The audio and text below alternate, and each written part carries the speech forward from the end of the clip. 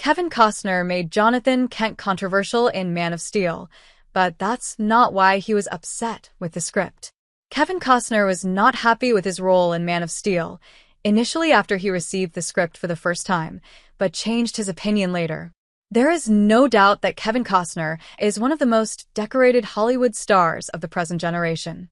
Yet, the 70-year-old actor is also probably one of the best actors to bring out the middle-class ethos on screen.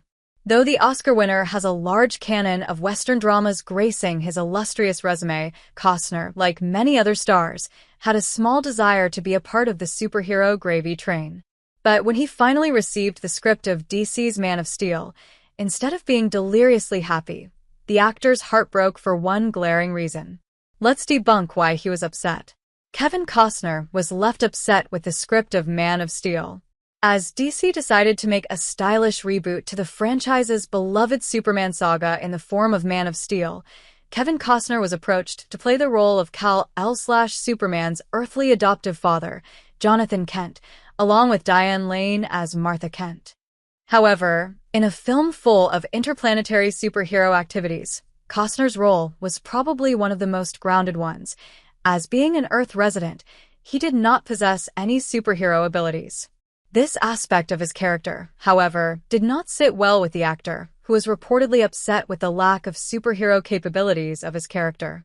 Speaking to Cinema Blend in an interview, Costner recalled the feeling as he shared, "It's just my luck to be in a superhero movie and be the only person that's normal. I was like, really? I can't fly? And I can't put my fist through the wall? Maybe I should have read this thing closer. I'm a farmer."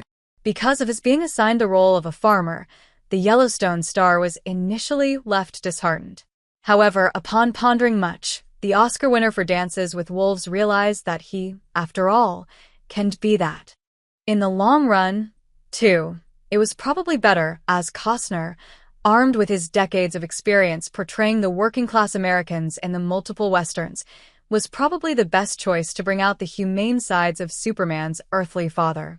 Nevertheless, the controversy surrounding the character seldom ceased to exist even after Costner took up the role. Though his role was important, Costner's Jonathan Kent met with an incredulously tragic ending halfway through the movie. Jonathan, who was a staunch purveyor of the idea that Clark Kent should keep his superhero abilities hidden, died valiantly or foolishly if one is a skeptic, trying to uphold his values.